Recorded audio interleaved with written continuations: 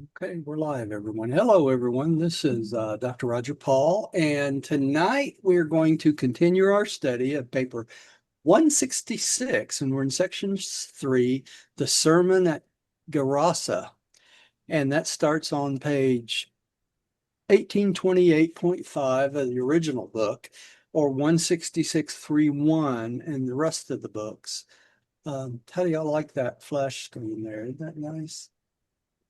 Uh, It's amazing what you can do with AI now.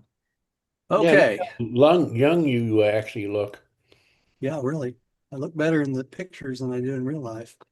Okay. I'm going to start in right in section 3. We already went through 2 of these paragraphs, but I want to do it again for consistency to go all the way to the end so it makes sense. So here we go. Diane, would you take this first paragraph? Let's do. Sure. 3, the sermon at Gerasa. As, Jude, as Jesus and the 12 visited with the messengers of the kingdom at Gerasa, one of the Pharisees who believed in him asked this question: Lord, will there be few or many really saved?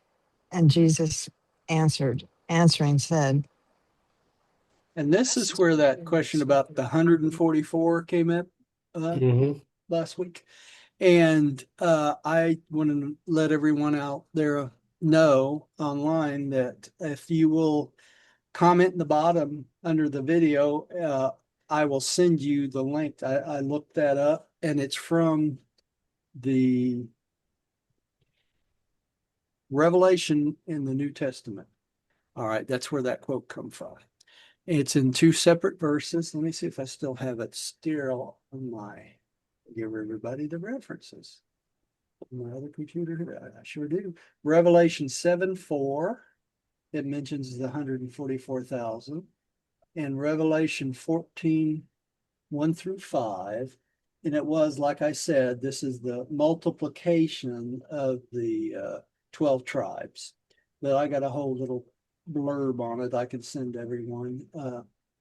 It just talks about it appearing in 2 separate places. And or you can go out to any AI client like Claude or Chat GPT and just ask where the 144 will be saved, and it'll come back probably with the same references I found. So, uh, but that's what that is. I responded to a lady that emailed me about it. So it's from the Revelation in the New Testament. Okay, here we go. You have been taught that only the children of Abraham will be saved, that only the Gentiles of adoption can hope for salvation.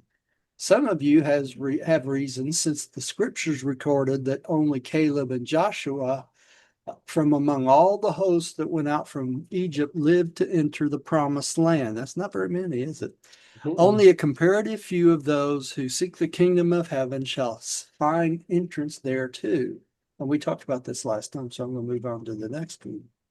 And Gary, would you take the next one, please? Yep. Hold on, I messed up my screen somehow. You want me to have I got Ben? it. You I got it? got it, I think. Oh, Okay. You also have another saying among you, and one that contains much truth, that the way that leads to eternal life is straight and narrow, that the door which leads thereto is likewise narrow, so that of those who seek salvation, only few find entrance through the door. You also have a teaching that the way which leads to destruction is broad, that the entrance thereto is wide, and that there are many who choose to go this way. And this proverb is not without its meaning, but I declare that salvation is first a matter of your personal choosing. Even if the door to the way of life is narrow, it is wide enough to admit all who sincerely seek to enter it, for I am that door. And they're kind of saying, would you choose to eat some food now? But anyway, and the Son will never refuse entrance to any child of the universe who, by faith, seeks to find the Father through the Son. Okay, I want to point out something in this paragraph. First, he says here that it's a matter of personal choosing, isn't it? Yes. That's that final choice we talk about over and over in the Urantia book, that you must choose to survive. You must choose the Father's way and doing the Father's will in your life. It's a choice. And the previous stuff, talking about it's narrow and that sort of thing, that's what Pilgrim's Progress was based on. The book years ago, I think it was 73 or 74 when I read that, but preparing to go in the ministry. But the fact is that even though it's easy to choose salvation, it's easy to choose God, people are so wrapped up in their material lives, many of them choose not to, and that's really sad. But he goes on to say that he is the way through that door. He is the door. In other words, if you believe in the Son, then you will definitely find your salvation to the Father. Okay? It's as simple as they can put it, pretty much. All right. Let's go on. Woo. This is the little bitty one. Can you read that, Pam? Yeah, I can read it. Okay. But herein is the danger to all who would postpone their entrance into the kingdom while they continue to pursue the pleasure of immaturity and indulge the satisfaction of selfishness. Pam, can I interrupt here? Yeah. Notice he says immaturity there, right? And Yeah. indulge the satisfactions of selfishness. So it's the selfishness and the immaturity that's our worst enemy, isn't it? Mhm. All right, let's go on. Okay. Having refused to enter the kingdom as a spiritual experience, they may subsequently seek entrance thereto when the glory of the better way becomes revealed in the age to come. And when there, those who spurn the kingdom, when I came in the likeness of humanity, seek to find an entrance when it is revealed in the likeness of divinity, then will I say to all such selfish ones, I know not whence you are. You had your chance to prepare for this heavenly citizenship, but you refused all such proffers of mercy. You rejected all invitations to come while the door was open. Now, to you who have refused salvation, the door is shut. The door is not open to those who would enter the kingdom for selfish glory. Salvation is not for those who are unwilling to pay the price of wholehearted dedication to doing my Father's will. When in spirit and soul you have turned your backs upon the Father's kingdom, it is useless in mind and body to stand before this door and knock, saying, Lord, open to us. We would also be great in the kingdom. Then will I decide that you are not of my fold. I will not receive you to be among those who have fought the good fight of faith and won the reward of unselfish service in the kingdom on earth. And when you say, Did we not eat and drink with you? And did you not teach in your streets? Then shall I again declare that you are spiritual strangers, that we were not fellow servants in the Father's ministry of mercy on earth, that I do not know you. And then shall the judge of all earth say to you, Depart from us, all you who have taken delight in the works of iniquity. And that's an interesting statement because it states in the papers on the thought adjuster that those who reject salvation, that those who reject the Father's will, and those who reject the way of God become iniquitous. And once they become iniquitous, they go down this pathway in which they will never turn around and go the right direction. So Mhm. as when they get to that iniquitous point, what happens is the guardian angels, the seraphim that are in charge of you, declare you spiritually unsalvageable. And that's because you can't have an iniquitous person going into the mansion worlds to upset everything else that everyone has been working toward, right? And this What is sounds definition? hard when Jesus is saying here, go away. I didn't know you. You didn't work for the entrance of the kingdom, you know. And that sounds hard, but that's what happens if you continually choose the material way of life and never start working on your soul. Well, Okay? and also if you think about all the Jews who were against Jesus, I mean, they took up their own banner. Yeah. They were his enemies, were they not? Yeah. They weren't, I mean, it's not that they didn't like him. They were totally against him. All right. Let's go on to the next one. I Can I ask you a believe question? we don't What answer def questions on Thursdays. huh? We don't answer questions on Thursday. I'm Oh, joking. okay. No question Thursday. No. Go ahead, No Gary. question Ask your question. Thursday. What does iniquitous mean? It means you embrace wrongdoing to the point where you don't ever understand what is right. So you do the wrongdoing over and over and over again, becomes habit. And that habit turns into iniquity or iniquitous person, which never does anything right any longer. So Does you're that make sense? consciously aware. You're consciously of Yeah. what that's perfect, Rodney. You consciously make a decision of rebellion against God. Mhm. Right? And the will of God. It doesn't just have to be against God. It can be against his will in your life. And if you keep going down that wrong road, it's kind of like Pilgrim's Progress. If you keep going down that road lives to destruction, right? Not hell, but destruction. You Hail. Eh, just huh? you get erased from the book of Of life, life. and you're Yeah. as if you did never existed. Yes. Right.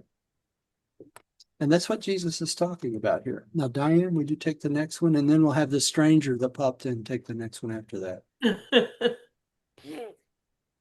Look at him looking around.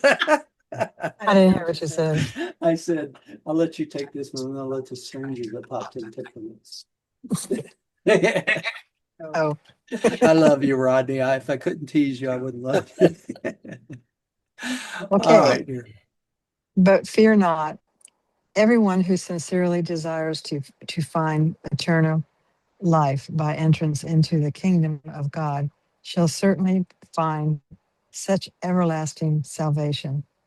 But you who refuse this salvation will someday see the prophets of the seed of Abraham sit down with the believers of the Gentile nations in this glorified kingdom to partake of the bread of life and to refresh themselves with the water thereof. And they who shall thus take the kingdom in spiritual power and by the persistent assaults of living faith will come from the north and the south, and from the east and the west.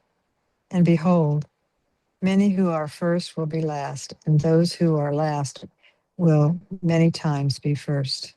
Okay, so this is where it says right out, just as plain as you can say, is salvation's not just for the seed of Abraham. It's not just for the Jews. Mm. Okay, it's for all believers in God, and that includes the Gentiles, the Muslims, everyone. Okay, that believes in God the Father.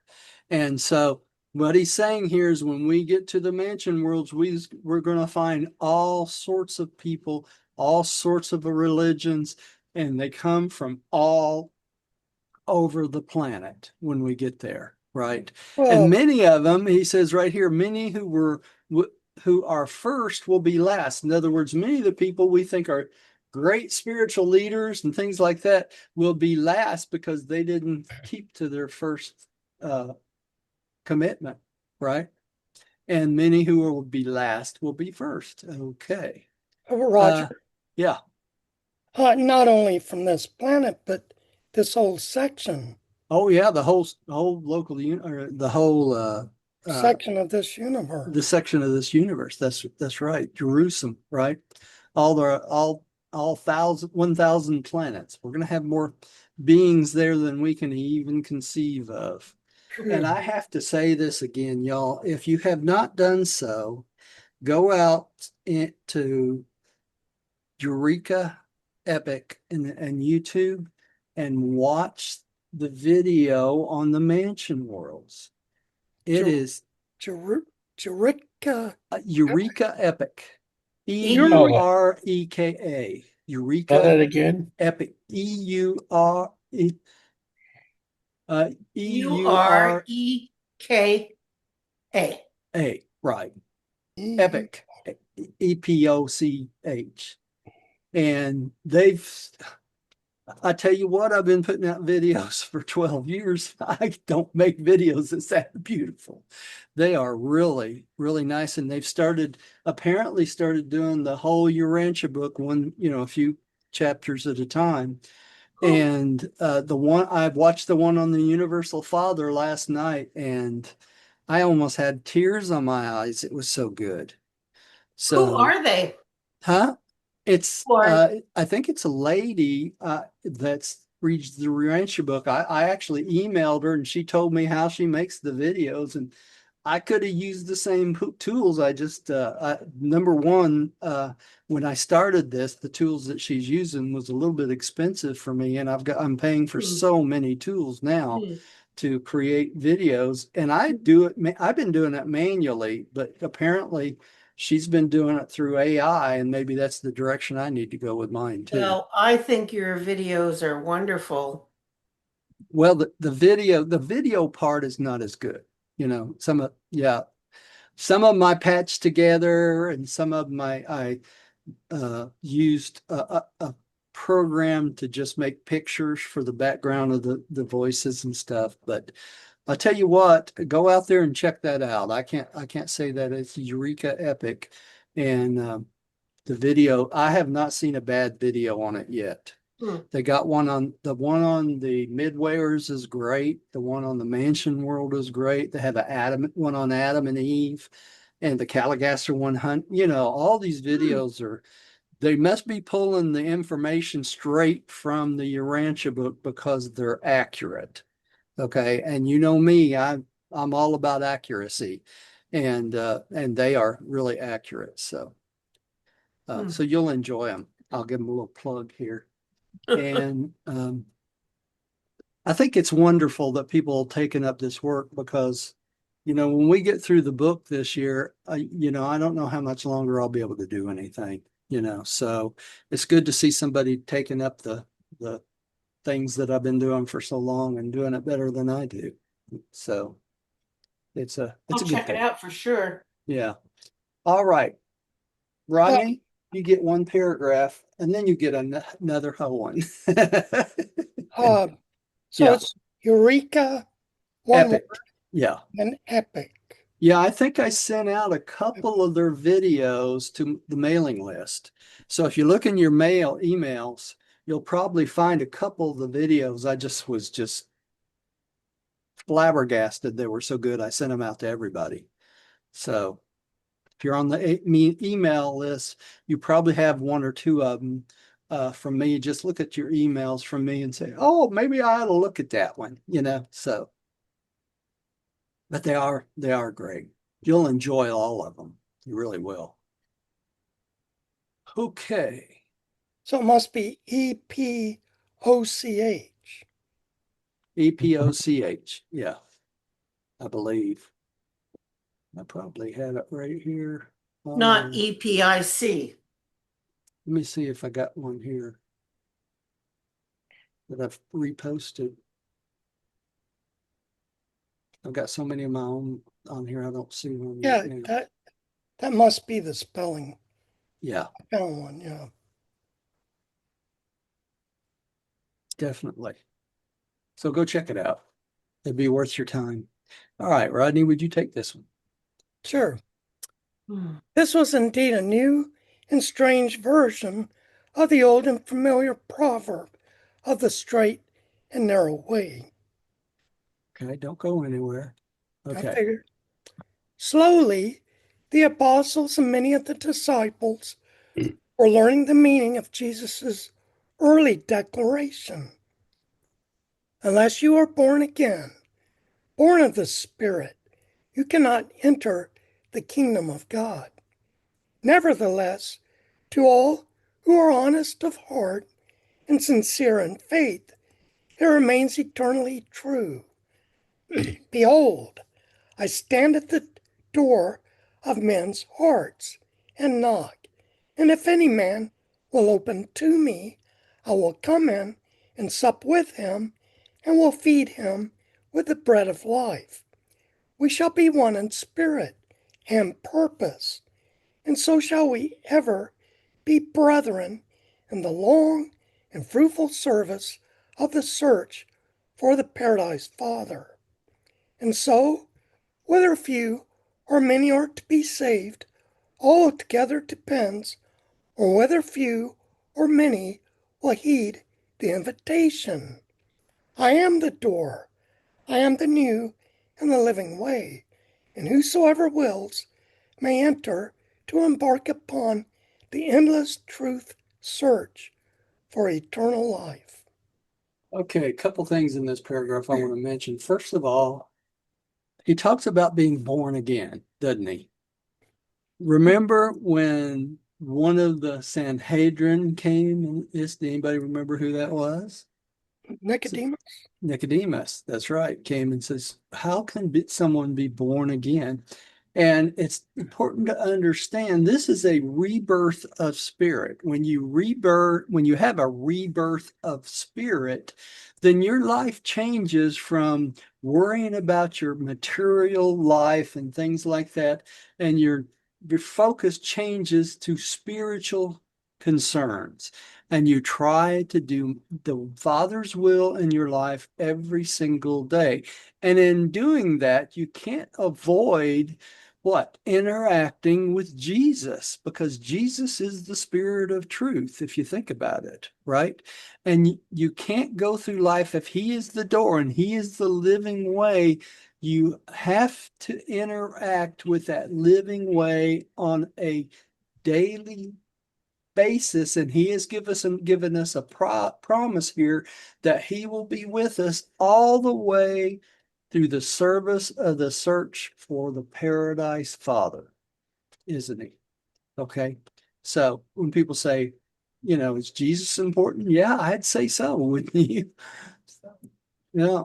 All right. Next, even though the apostles were unable to fully to comprehend the teachings as to the necessity for using spiritual force for the purpose of breaking through all material resistance, there it is, and for surmounting every earthly obstacle, each which might chance to stand in the way of grasping the all-important spiritual values and the new life in the spirit as the liberated sons of God. Now, that's an interesting statement, isn't it? By grasping spiritual values, you become a liberated son of God rather than just a son of God, right? It gives you your spiritual freedom.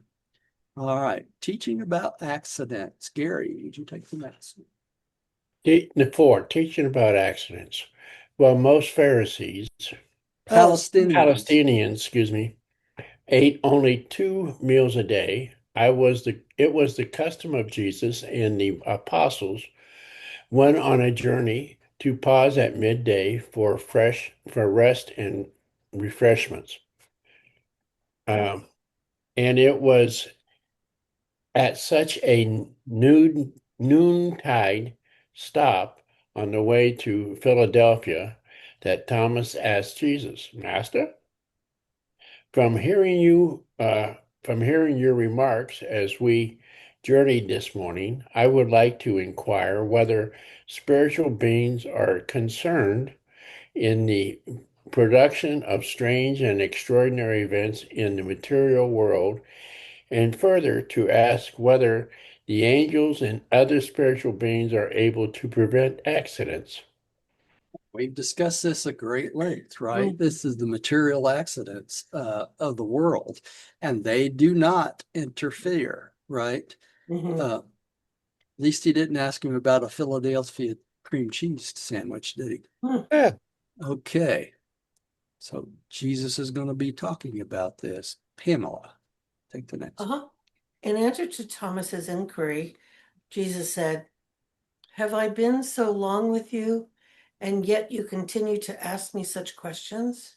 Have you failed to observe how the Son of Man lives as one with you and constantly refuses to Consistently, dear. employ the forces of heaven for his personal sustenance? Do we not all live by the same means whereby all men exist? Do you see the power of the spiritual world manifested in the material life of this world, save for the revelation of the Father and the sometime healing of his afflicted children?" So you may go through your whole life and never see the spiritual forces at work in the background, right? But that means that the spiritual forces do not also interfere with your life, and that includes your guardian angels. You walk out in front of a bus, what's going to happen? You're going to get squished, right? Any way you look at it. So it does not keep them from, their job is not to keep you from accidents or things happening to you. Okay, Diane, I think I'm getting you and Rodney's mixed up here. Wait a second, it was I think it's Rodney's next. Okay. Yeah, you just skipped before though. Huh? He was skipping. You did, but it's okay. It doesn't matter. Okay. Go ahead, Rodney. Okay. All too long have your fathers believed that prosperity was the token of divine approval, that adversity was the proof of God's displeasure. I declare that such beliefs are superstitions. Do you not observe that far greater numbers of the poor joyfully receive the gospel and immediately enter the kingdom? If riches evidence divine favor, why do the rich so many times refuse to believe this good news from heaven?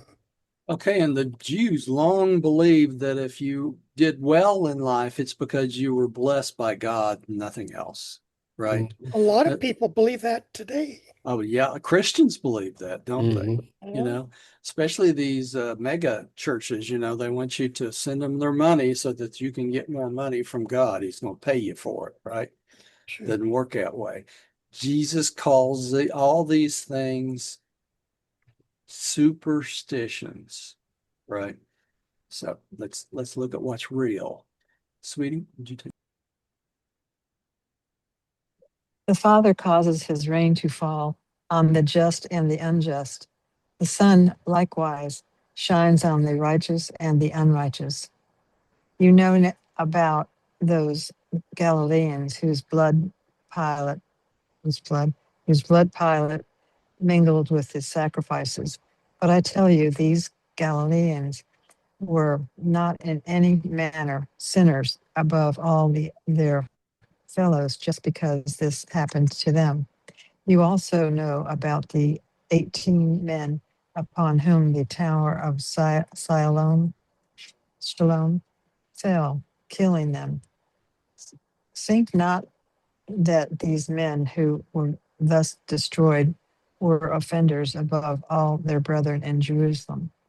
These folks were simply innocent victims of one of the accidents of time. Okay, and many of us go through these same things, these accidents of time, right? Yeah. All right.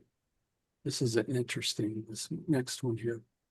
There are three groups of events which may occur in your lives. One, you may share in those normal happenings which are part of the life, and your fellows living on the face of the earth, just normal events, right? Two, you may chance to fall victim to one of the accidents of nature, one of the mischances of men, knowing full well that such occurrences are in no way prearranged or otherwise produced by spiritual forces of the realm. What kind of natural accidents and disturbances is he talking about? Storms, earthquakes, lightning striking people, all these things that are just out of the blue accidents, hurricanes, whatever. Okay, that's two. All right. And number three, you may reap the harvest of your direct efforts to comply with the natural laws governing the world. In other words, if you go against God's laws, what's going to happen? You're going to reap the benefit of the problem of that. What's an example of that? If you walk out on the Grand Canyon and you step over the edge, what's going to happen? You're going to fall to death. You're going to fall to your death because you reap the harvest of the natural laws governing the world, right? All right. Nothing special about that. All right. Gary, would you take the next? There was a certain man who planted a fig tree in his yard, and when he had many times sought fruit thereon and found none, he called the vine dressers before him and said, Here have I come these 3 seasons looking for fruit on this fig tree, and have found none. Cut down the barren tree, and why should I encumber the ground? But the head gardener asked the master, Let me alone for 1 more year so that I may dig around it and put on fertilizer. And then next year, if it bears no fruit, it shall be cut down. And when they had thus uh, com- complied with the laws of fruitfulness, since the tree was living and good, they were rewarded with the abundant yield. Go figure. I had to stick that in there. You know what it was? It was a retarded tree. Well, it started producing fruit, right? When Mhm. they followed the laws of fruitfulness, right? All So right. same Pam, thing with medicine for man. yeah, It's just the natural laws. it's the natural laws. You do what you're supposed to, you'll get good results from it, right? Pam, would you take the next one? In the matter of sickness and health, you should know that these bodily states are the result of material causes. Health is not the smile of heaven, neither is affliction the frown of God. So good health is not God's blessing, and affliction is not God's frown, right? Frowning on you. So Hmm. just the law of the land, right? Okay, Rodney. The father's human children have equal capacity for the reception of material blessings. Therefore, does he bestow things physical upon the children of men without discrimination. When it comes to the bestowal of spiritual gifts, the Father is limited by man's capacity for receiving these divine endowments. Although the Father is no respecter of persons, in the bestowal of spiritual gifts, he is limited by man's faith and by his willingness always to abide by the Father's will. Did y'all catch that? Mhm. It's the spiritual gifts in your life is limited by your capacity for receiving these divine endowments. So if you don't have the capacity to receive spiritual gifts, you won't receive any. And it's also limited by your faith and your willingness to abide by the Father's will. So if you want spiritual gifts, you have to learn to abide by the Father's will, right? And to pray for a bigger room. Yeah, that's right. You know, it's kind of funny how all these things always come back to that thought adjuster, don't they? Right? Mhm. You know, when I started writing the book on the thought adjuster, I couldn't believe how many chapters it ended up being, but there's so many things associated with our thought adjuster. It's almost inconceivable. All right, Diane, would you take the next? As they journeyed on towards Philadelphia, Jesus continued to teach them and to answer their questions having to do with accidents, sickness, and miracles. But they were not able fully to comprehend this instruction. 1 hour of teaching will not wholly change the benefits of a lifetime. Belief. Oh, I'm sorry, change the beliefs of a lifetime. Sorry. And so Jesus found it necessary to reiterate his message, to tell again and again that which he wished, that which he he wishes them to understand. And even then, they failed to grasp the meaning of his earth mission until after his death and resurrection. So Roger. they never really grasped the idea of the bestowal, did they? And Not- something else I was thinking today, they couldn't very easily take notes. No, they couldn't. I don't know what they'd write on. A board with Papyrus, yeah, it was not an easy thing to do. That's why the So- Gospels were so slow to that's get. another going. reason Yeah, Jesus reiterated over and yeah. over. He must got tired of repeating the same things over I and don't over. think so. You know, I think Oh. that's where we got the word ditto. yeah. 5, the congregation at Philadelphia. Did I skip over that last one? No, I didn't. Okay, the congregation at Philadelphia. Jesus and the 12 were on their way to visit Abner and his associates. They were preaching and teaching in Philadelphia. Of all the cities in Perea, in Philadelphia, the largest group of Jews in Philadelphia, the largest group of Jews and Gentiles, rich and poor, learned and unlearned, embraced the teachings of the 70, thereby entering into the kingdom of heaven. The synagogue of Philadelphia had never been subject to the supervision of the Sanhedrin at Jerusalem, and therefore had never been closed to the teachings of Jesus and his associates. At this time, Abner was teaching 3 times a day in the Philadelphia synagogue. That's Oh, pretty good teaching, wasn't it? 3 times a day. yeah. All right, Gary. This very synagogue later on became the Christian church and was the missionary headquarters for the promulgation of the gospel through the regions of the East.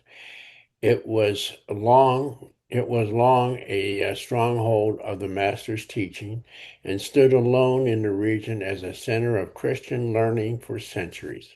So there was a church that actually taught what Jesus taught, right? That's the whole point. Pam, would you take the next one? The Jews at Jerusalem had always had trouble with the Jews of Philadelphia. And after the death and resurrection of Jesus, the Jerusalem church, of which James, the Lord's brother, was head, began to have serious difficulties with the Philadelphia congregation of believers. Abner became the head of the Philadelphia church, continuing as such until his death.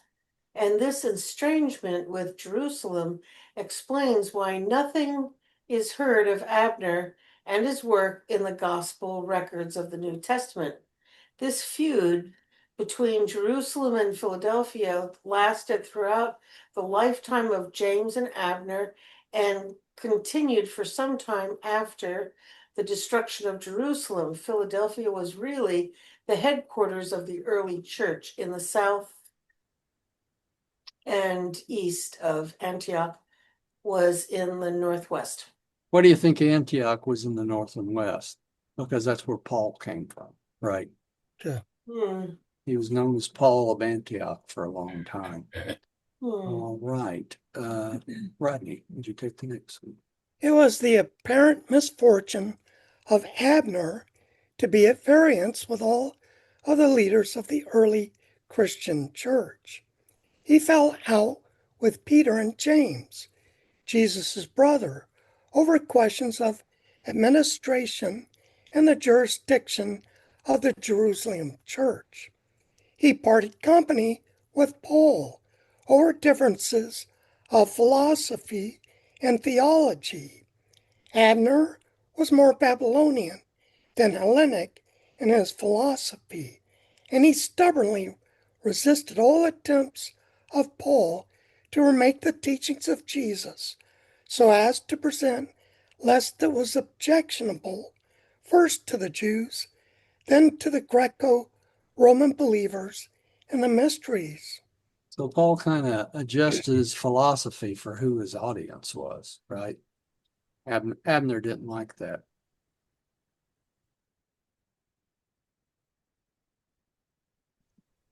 Thus was Abner compelled to live a life of isolation. He was head of a church which was without standing and at Jerusalem.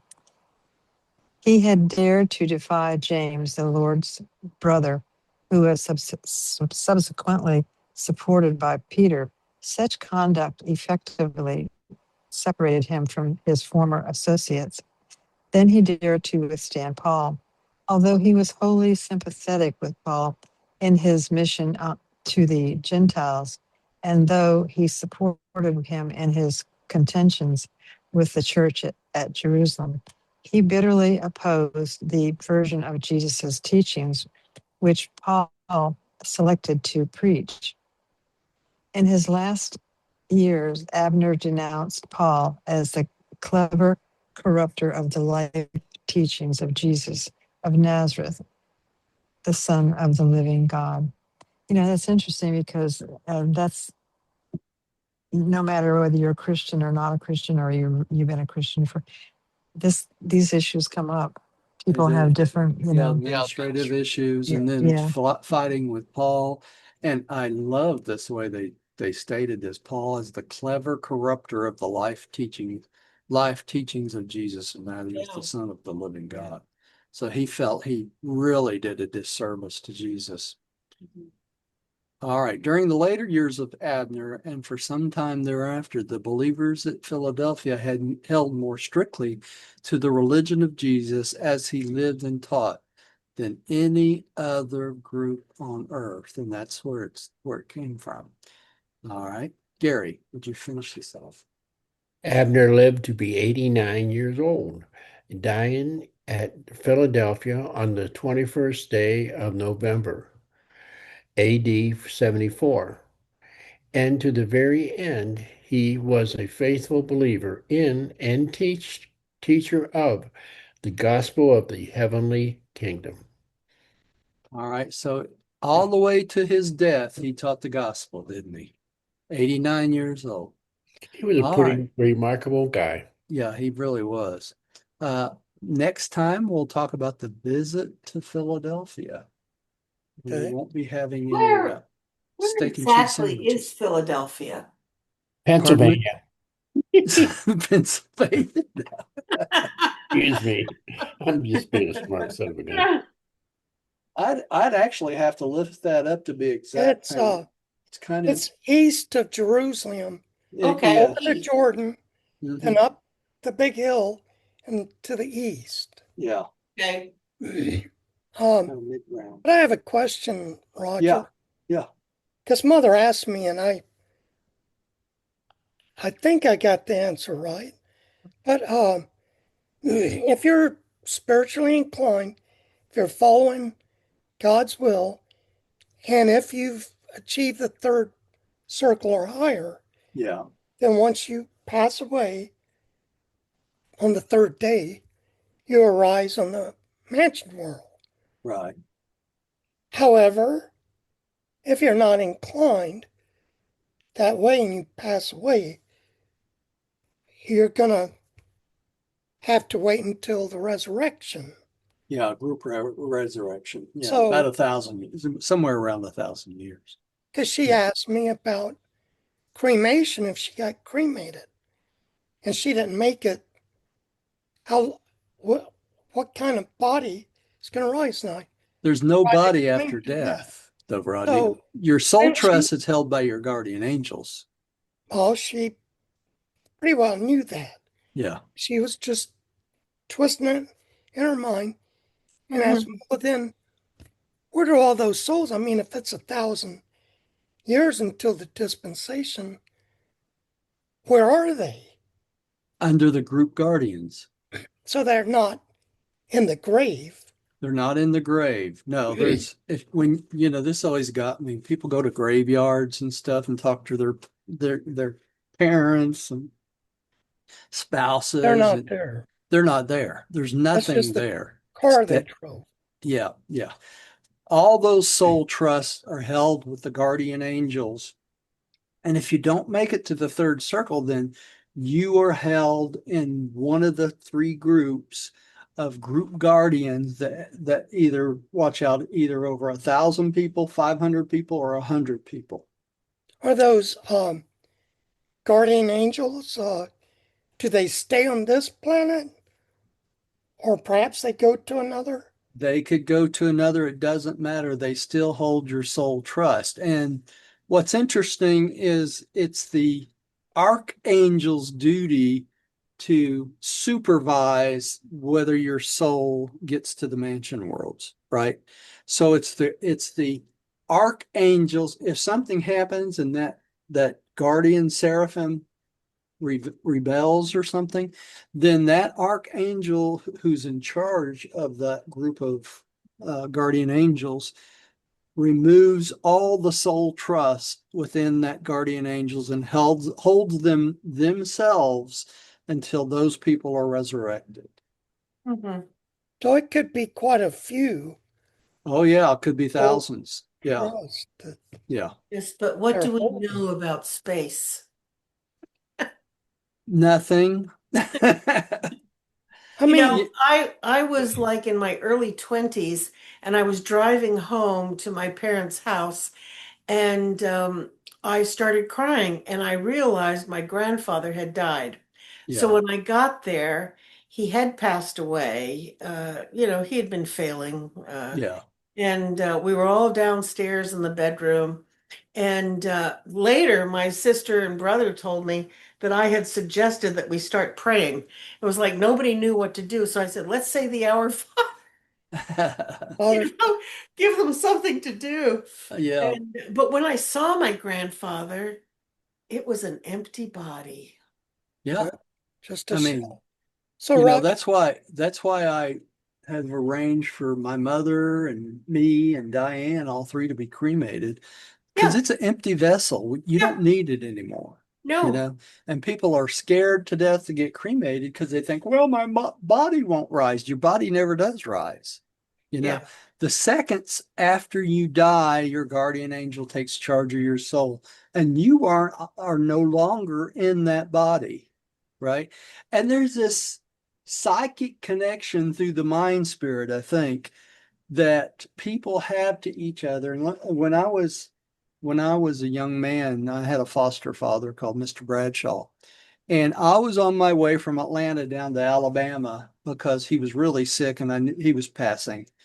And it was really strange because about 100 miles outside of Mobile, where I was heading, I knew the moment he died.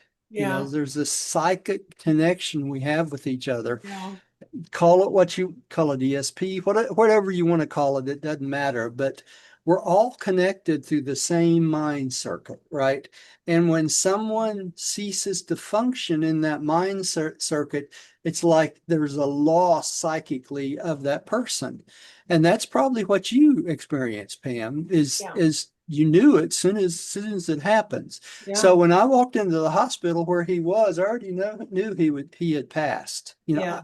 I could bet my life on it. I really could. Mhm. So that's just the way it is. When people pass, they go on. And We're all going to get to that point sooner or later. There's none of us that gets away with going on to the mansion world sooner or later. You know, it's kind of funny though. I feel so fortunate to find this book so many years ago, you know, Same and here. Yeah. know that where we're going and what's going to happen and all that, because it takes the sting of death away. It really does. You know, you Does. start to believe it, and then So, sooner or so later you there's get to the point it one doesn't of the matter anymore. children You know? that I was a nanny to, from 4 months old to 3 years old. And then I said to them, put her in a Montessori school, which they did. Well, she just turned 11, and I'm in touch with the family all the time. And now she's in a Catholic school, and she just made her first communion. And I said something, I can't remember what it was, and she said, "Oh, they're going to be in purgatory." And I started thinking, oh my God, they still teach purgatory. Yeah. Oh Lord. So I didn't say anything more. Yeah, we're not that enlightened, are we? Oh, So, Roger, Yeah. our souls are Urantia. So they, um, to travel through space, to be carried through space, they have to be protected. Yeah, and A seraphims. Yeah. seraphim. Yeah. So, they don't, our souls don't leave this world without protection. right. Because That's we can't correct. do anything by Yeah. ourselves. And imagine this, y'all. If you've got a group seraphim, he could have thousands and thousands of souls in a trust, right? Where a third circular pair of seraphim will only have what? One, you. Well, So that trust is very, very special. It really is. So that makes your seraphim very, very special too. It's amazing, you thank know? you. Yeah, really. Okay, let's see. We're off of our list on who should read the prayer of acceptance. So you got anybody got any suggestions? I'll do it. Okay, go for it, Gary. Prayer of acceptance. I believe that God is my paradise Father and that only by faith am I saved. No sacrifice is necessary. By this same faith, I became a child of God and know that all men and women are my brothers and sisters. We know the Son of God, the sovereign of our universe of Nebadon, as Christ Michael, Jesus of Nazareth.